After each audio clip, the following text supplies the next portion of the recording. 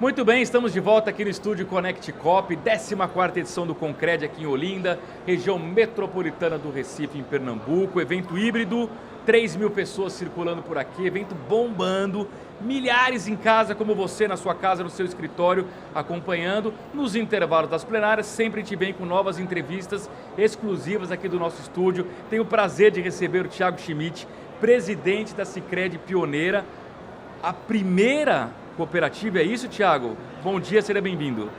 Bom dia, Arthur, bom dia a todo mundo que acompanha o programa. Sim, a primeira instituição financeira cooperativa da América Latina, fundada em 1902, a gente fica atrás somente de uma cooperativa fundada em Quebec, no Canadá, em 1900, que é a mais antiga das Américas. E também, segundo dados do Banco Central, a instituição financeira privada e em atividade mais antiga do Brasil. A gente só fica atrás dos dois bancos públicos. Que bacana. De qual região vocês são? A cooperativa ela nasceu em Nova Petrópolis, que atualmente também é reconhecida por força de lei, inclusive desde 2010, que é a capital nacional do cooperativismo, numa comunidade chamada Linha Imperial. E lá na Linha Imperial, onde aconteceu a constituição da cooperativa e também onde convivia o padre Amistad, que é o patrono do cooperativismo brasileiro, fundador da cooperativa, com outras 19 lideranças comunitárias, nós temos lá alguns elementos históricos que remetem também ao cooperativismo, fazendo inclusive com que a própria ACI esteja olhando para a Linha Imperial como o maior sítio histórico do cooperativismo no mundo, aqui no Brasil. Bacana.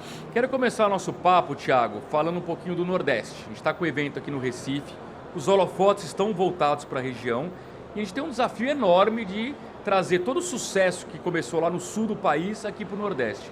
Como é que você está enxergando esse desafio? Com felicidade e com visão de abundância, de oportunidade, né? Nós precisamos expandir cada vez mais esse trabalho, assim como tu está fazendo agora, Arthur, de diminuir o desconhecimento que as pessoas têm acerca do cooperativismo. Agora mesmo ainda estava dando uma palestra sobre educação rumo à sociedade 5.0 e a gente fala de um modelo socioeconômico de impacto, inclusive com indicadores que comprovam isso, com pesquisas científicas, que é o cooperativismo, e a gente passa pela graduação de economias ou de sociologia e não estuda o cooperativismo, né? Tem uma lei geral do cooperativismo que no ano passado inclusive celebrou 50 anos, lá de 1971, e a maioria dos advogados passam pela graduação de direito sem nunca ouvir na 5764, né? Ele tem um regime tributário específico e as pessoas fazem a graduação em contábeis e não estudam. Então, está mudando agora. Hoje a gente olha para o Brasil e já existem em diversas regiões, universidades, especialmente na pós-graduação, nos MBAs e mestrados, mas já incluindo também em seus currículos de graduação a pauta do cooperativismo. Mas, de fato, é um assunto que é desconhecido pelas pessoas, embora já tenha 120 anos aqui no Brasil, de uma cooperativa de crédito e com relatos históricos de cooperativas de consumo já em Ouro Preto, em Minas Gerais, em 1885, ou uma no Rio de Janeiro também um pouco depois. Ou seja, existe um histórico de imigração que no período de colonização os europeus trouxeram para o Brasil e que a gente não conseguiu trabalhar, não conseguiu disseminar na sociedade de forma plena, de forma equilibrada. No Sul, em função dos traços culturais, e daí tu tem regiões que têm população massivamente de germânicos ou de italianos, as associações, as agremiações, o grupo de carta, o grupo de bolão, tudo é muito forte, esse senso coletivo, o senso comunitário. E por isso as cooperativas também puderam proliferar. A gente tem várias cooperativas centenárias no Rio Grande do Sul, não só do ramo crédito, mas também, especialmente no ramo de produção. O desafio do Nordeste é diferente, porque o cooperativismo, embora a Pioneira tenha 120 anos e o sistema de crédito cooperativo brasileiro 120 anos, o cooperativismo, eu costumo dizer que ele tem, vamos lá, duas datas importantes. 2003 para 2004, com o advento da livre admissão, acho que é um marco importante do cooperativismo, porque nós temos cooperativas com 30, 40, 50 anos mais segmentadas, e elas eram específicas de empresários, ou de advogados, ou de médicos, ou de engenheiros, de agricultores. Então eram nichos muito fechados, e por isso dessa grande quantidade de cooperativas no Brasil, mais de 800. E 2009, onde nós temos a publicação da Lei Complementar 130, a lei complementar específica do cooperativismo do ramo crédito, introduzindo pautas importantes como a governança e o papel da cooperativa. Somada à livre admissão, as cooperativas começam a expandir nos diversos segmentos da economia de forma mais estruturada e organizada e com profissionalização da gestão, com maior velocidade em algumas regiões onde já tinha um lastro de share de associados melhor e com uma menor velocidade em outras regiões. Esse é o desafio do Nordeste, aquilo que já é senso comum em termos de conhecimento e de percepção de entrega relevante das cooperativas no Rio Grande do Sul, em Santa Catarina, Paraná, inclusive Mato Grosso do Sul, Mato Grosso e Rondônia, que é um estado com indicadores de cooperativismo assim, incríveis, que a gente possa trazer isso também não só para o Nordeste, mas para São Paulo, Rio, Minas, Brasília, mas especialmente o Nordeste, que entendendo de impactos sociais, o cooperativismo tem uma entrega bem importante para fazer.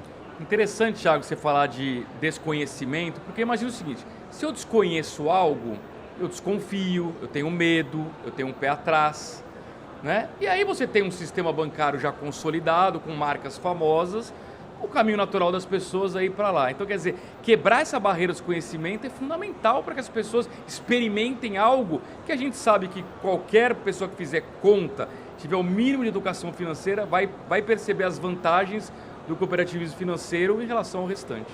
Se a gente ir para outros segmentos da economia e ainda na pauta cooperativa, hoje todo mundo fala muito da relevância que o agro tem no PIB brasileiro, a gente sabe. Existe um dado estatístico, Arthur, de que 50% de todo o PIB agro passa por dentro de uma cooperativa de produção. Isso é algo extremamente importante e a gente enxerga nas boas safras ou na safra que não tem um desempenho tão bom, o impacto na região. Tu pega uma região onde tem grandes cooperativas de produção e a agricultura, o agro vai bem tanto nos volumes produzidos quanto na cotação lá no mercado externo, as lojas, o ramo imobiliário, a construção, isso é uma efervescência plena na comunidade. Aí tu vai para uma região onde não tem cooperativa e o agro bem, tu vê algum fazendeiro prosperando e está tudo certo, trocando de jatinho, ampliando a pista, construindo mansão, trocando carro. Mas o impacto social e econômico de distribuição, geração e distribuição de renda é maior. Tu pega as comunidades brasileiras pela metodologia da diferença por diferenças, onde há uma cooperativa de crédito, independente do sistema, tá? Pegando todos os sistemas do país, onde existe uma cooperativa de crédito, a renda per capita ela é 5,6% maior do que a média nacional. E eu estou falando em média nacional.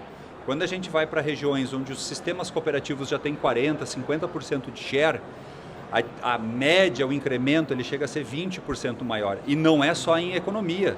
Se a gente for pegar o IDH, os 1.000 municípios mais bem posicionados no ranking de IDH nacional têm cooperativas. Os 1.000 municípios mais não tão bem elencados não têm cooperativa. No IDEB é a mesma coisa. E a educação... E o que uma cooperativa de crédito tem de impacto na educação? Muito, inclusive pelos princípios de interesse pela comunidade. Então, as cooperativas reservam parte do resultado para investir na educação, especialmente de crianças, para melhorar o índice de educação, para ter pessoas melhor qualificadas, preparadas, com senso coletivo, com cidadania, com senso de cooperação, para serem adultos melhores. E, teoricamente, não tem nada a ver com o ramo crédito, mas tem muito a ver com o desenvolvimento econômico e de prosperidade da região, né? Sem dúvida. E nesse contexto, Thiago, a educação financeira, como é que entra o papel do cooperativismo na educação financeira? Eu fico feliz que hoje a educação financeira, inclusive, ela foi inserida na Base Nacional Comum Curricular, é pauta de escolas e a gente percebe o quanto, infelizmente, esse é um assunto de grave desconhecimento da sociedade. E me preocupa ainda mais em cenários de Selic elevada como que a gente está vivendo agora, né? E as cooperativas elas têm um olhar diferente que os bancos do sistema financeiro tradicional para esse cenário. A gente enxerga hoje alguns movimentos de educação financeira por parte de outras instituições, mas no cooperativismo ela essencialmente ela tem um modelo mais genuíno.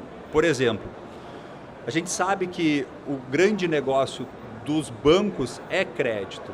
em média 65% a 70% das receitas são advindas das operações de crédito. E dentro das operações de crédito, tu tem na precificação do crédito o custo da inadimplência também, que é historicamente elevado no país, independente, a gente fala em torno de 42% a 43% das dívidas em atraso, nem estou falando do total da população endividada, né, Luiz? Sim. Num sistema de cooperativas, essa inadimplência, a média, ela cai para 18%, 19%, e quando a gente vai olhar algumas cooperativas, a gente tem índices de inadimplência infinitamente menor. Por quê? As cooperativas são mais rígidas na hora da concessão?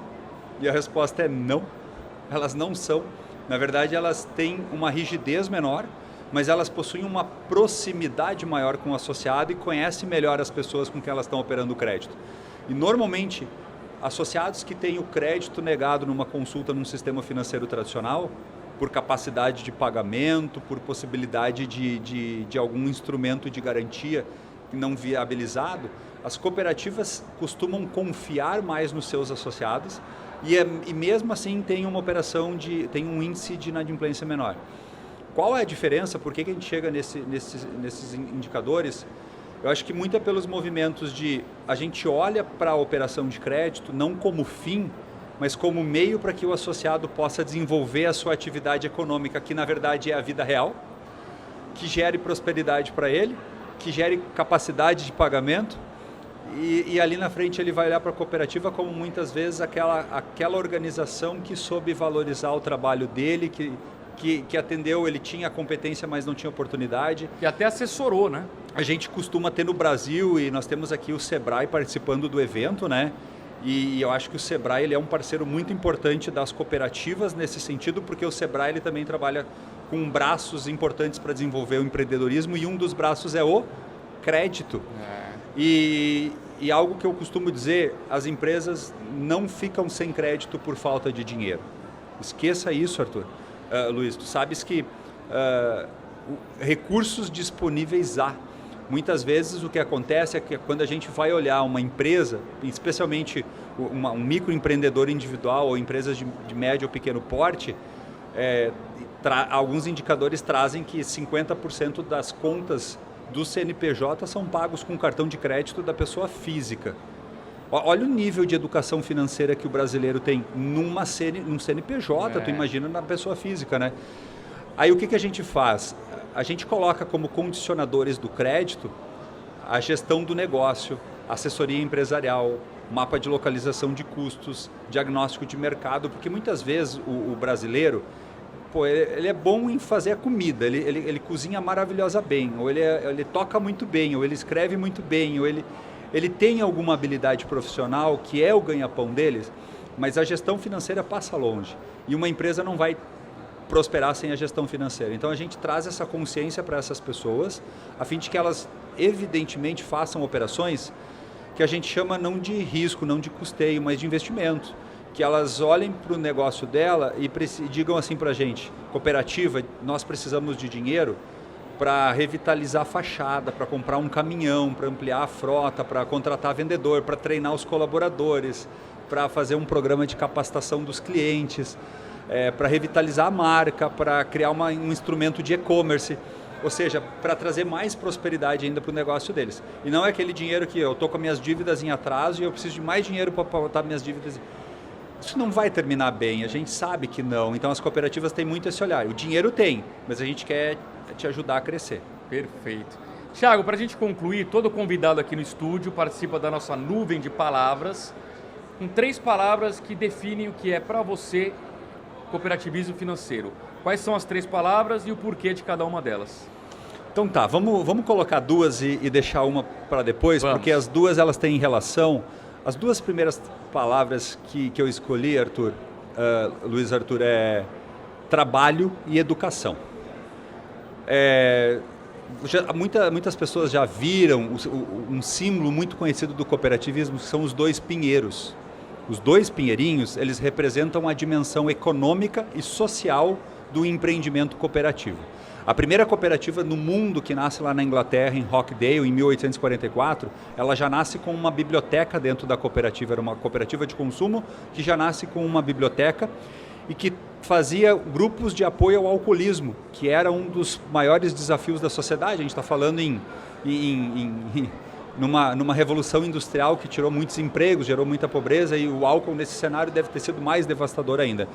Então, e o trabalho, pela lógica de que as pessoas possam fazer a sua própria produção, gerar a sua própria riqueza e ter méritos na distribuição dessa própria riqueza. Então o trabalho ele é importante para a gente gerar riqueza, para a gente gerar a possibilidade de deixar comunidades melhores para os nossos filhos. E a educação representa, no meu entendimento, a dimensão social do cooperativismo.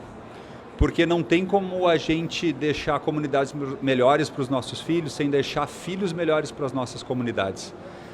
E talvez esse seja o grande desafio do Brasil, porque quando a gente vai no Google e digita, por exemplo, PIB brasileiro e clica em imagens, o que aparece é um gráfico de serrote que a cada 7 ou 8 anos cresce um pouquinho, daí dá um salto, e daqui um pouco tem uma queda abrupta. A gente passou por isso em 2008 e 2009, passou por isso em 2014 e 2015, e agora começa a ter indicadores de que vai crescer, e eu estou para apostar para ti que vai ter um crescimento exponencial nos próximos 2, 3 anos, e a gente sabe o que vai acontecer no quarto.